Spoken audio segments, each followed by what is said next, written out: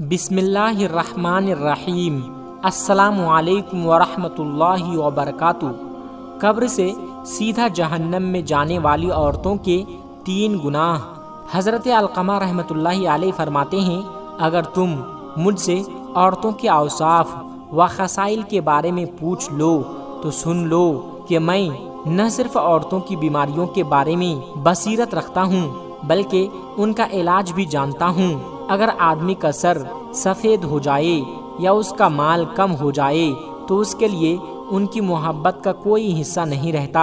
وہ مال کی فراوانی چاہتی ہے، چاہے کہیں سے بھی مل جائے، لیکن 5 انگلیاں برابر نہیں ہے۔ بہت ساری خواتین سلیم الفطرت بھی ہوتی ہے، اللہ تبارک و تعالیٰ سے ڈرنے والی۔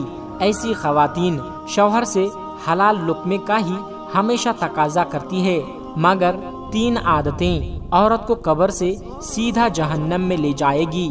یہ 3 بری عادتیں اللہ تبارک و تعالیٰ کو انتہائی ناپسند ہے۔ یہ 3 عادتیں اپنانے والی عورت جس گھر میں بھی چلی جائے گی، اس گھر میں رحمت کے فرشتے نہیں آتے۔ وہ گھر تباہ و برباد ہو جاتا ہے، اجڑ جاتا ہے۔ گھر میں رہنے والا ہر انسان آپ مشکلات مصیبتوں کے دلدل میں پھنس جاتا ہے۔ ہر ایک عورت سے شادی کرنا، مگر 3 عادتیں اپنانے والی لڑکی سے کبھی شادی نہ کرنا، ورنہ تمہارا ہنستا بستا گھر اجڑ جائے گا۔ تمہارا جنت کا ٹکڑا اگر جہنم کے گڑھوں سے گھڑا بن جائے گا۔ آخر وہ 3 بدترین عادتیں کون کون سی ہے؟ وہ 3 عظیم گناہ کون کون سے ہیں جن کے اپنانے سے عارضی قبر سے جہنم میں چلی جائے گی؟ قیامت کے دن اسے بہت بڑی شرمندگی کا سامنا کرنا پڑے گا، اور یہ 3 گناہ اللہ تبارک و تعالیٰ کو اتنے ناپسند ہیں۔ دوستو، پہلا خطرناک گناہ جس کے سبب بعض عورتیں قبر سے سیدھا جہنم میں جائے گی، وہ عورت کا ناپاک رہنا۔ غسل فرض ہو جانے کے بعد بھی عورتیں کئی دن، 5 دن، 4 دن، 8 دن انہیں معلوم ہی نہیں ہوتا کہ ہمارے اوپر غسل فرض ہیں، ہم نے تو غسل کیا ہی نہیں۔ دوستو، ذرا سوچئے، جس گھر میں ناپاک عورت رہتی ہو وہاں رحمت کے فرشتے آتے ہوں گے، وہاں رزق میں برکت ہوتی ہوگی۔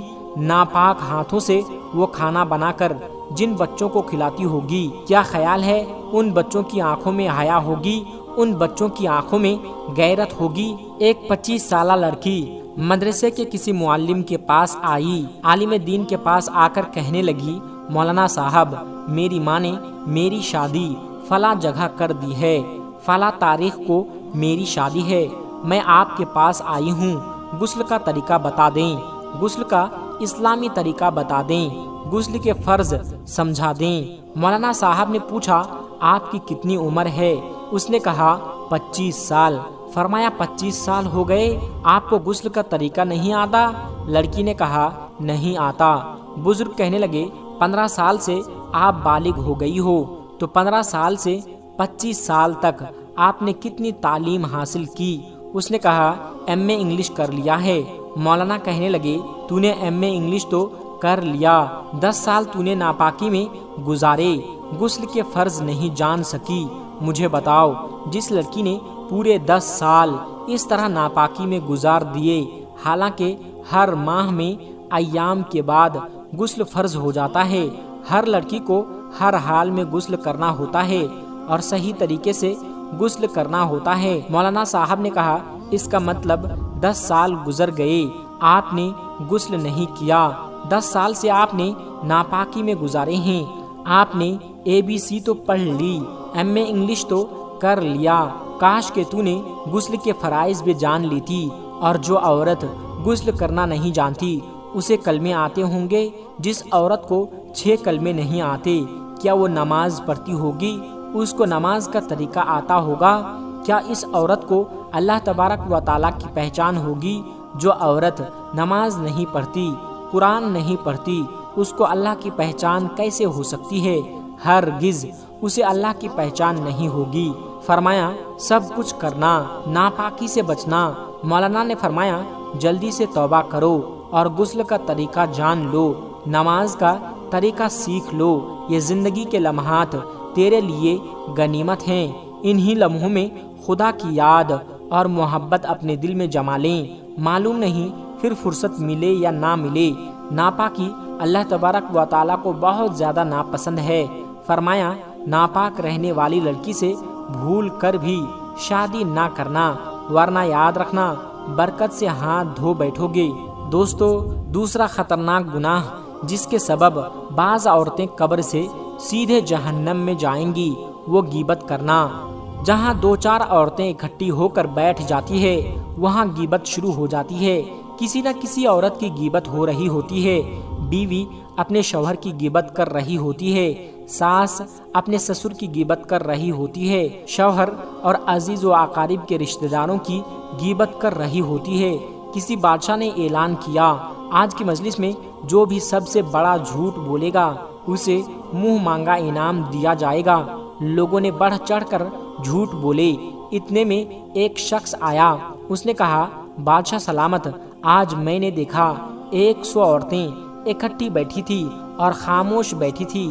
بادشاہ نے کہا اسے منہ مانگا انعام دیا جائے۔ سب سے بڑا جھوٹ یہ ہے کہ 100 عورت بیٹھی ہو اور خاموش بیٹھی ہو، یہ کیسے ہو سکتا ہے؟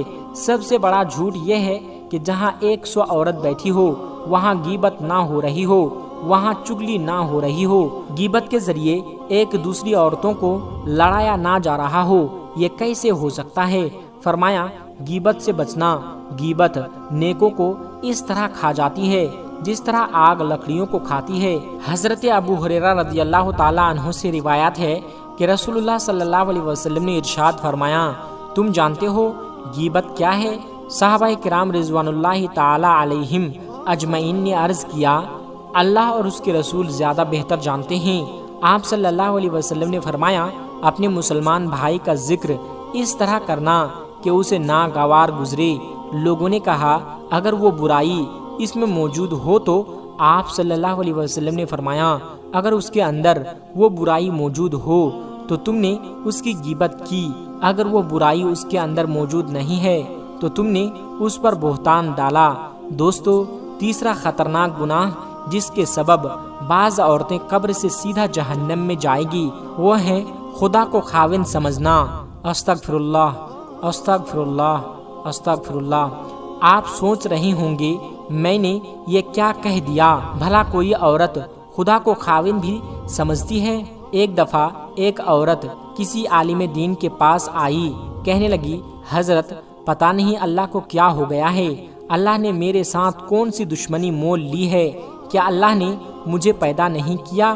فلاں عورت کو 4 بیٹے دے دیے، اللہ نے مجھے ایک بھی بیٹا نہیں دیا۔ فلاں عورت کو مال دے دیا، دولت دے دی، سب کچھ دے دیا، مجھے کچھ بھی نہیں دیا۔ میں نے اللہ کا کیا بگاڑا ہے؟ اللہ نے مجھے کسی بھی نعمت سے مالا مال نہیں کیا۔ کب سے دعائیں مانگنے لگی ہوں، اللہ تعالیٰ میری دعا نہیں سنتا۔ آج کے بعد میں اللہ تبارک و تعالیٰ سے کبھی بھی دعا نہیں مانگوں گا۔ اس عورت نے اللہ تعالیٰ کا نام بڑی ہی بے ادبی سے لیا ہے۔ یہ سن کر عالم دین فرمانے لگے، اے عورت، اس طرح کا لہجہ، اس طرح کی باتیں خدا کے بارے میں نہ کیا کرو۔ اس طرح کا لہجہ اللہ کے سامنے اچھا نہیں لگتا۔ خدا کا نام بے ادبی سے نہ لیا کرو۔ خدا کو خدا سمجھو، خدا کو خاوند مت سمجھو۔ خدا کی ذات کے سامنے وہ لہجہ اختیار نہ کرو جو لہجہ اپنے شوہر کے سامنے اختیار کرتی ہو۔ تم نے مجھے وہ کچھ لے کر نہیں دیا، فلاں شوہر نے اپنی بیوی کو سب کچھ لے کر دے دیا، تو نے میری وہ خواہش پوری نہیں کی، میں تجھ سے ہرگز نہیں مانگوں گی۔ اس طرح کے بے ادب جملے، اس طرح کا بے ادب لہجہ شوہر کے سامنے تو اختیار کیا جاتا ہے، خدا کے سامنے اختیار نہیں کیا جاتا، خدا کے سامنے بولا نہیں جاتا۔ فرمایا ان 3 گناہوں سے باز آ جاؤ، ان 3 بری عادتوں سے باز آ جاؤ، ورنہ یاد رکھنا یہ 3 خطرناک بری عادتیں ہیں جو تمہیں قبر سے سیدھا جہنم میں لے جائے گی۔ گناہ سے بچنے کے لیے دوستو مضبوط ہمت اور پختہ ارادہ چاہیے۔ اس کا طریقہ یہ ہے کہ آپ نیک ماحول اور نیک صحبت اختیار کریں۔ اگر ان گناہوں سے بچنا مشکل ہو رہا ہو، اگر یہ گناہ کرتے وقت مجھے میرے والدین یا کوئی بھی رشتہ دار جس سے میرا تعلق ہو، جس انسان سے میں اپنا گناہ چھپانا چاہتا ہوں، مثلا استاد یا شاگرد وغیرہ، دیکھ لیں، کیونکہ میں ان کے سامنے رہ کر شرمندہ ہو جاؤں گا۔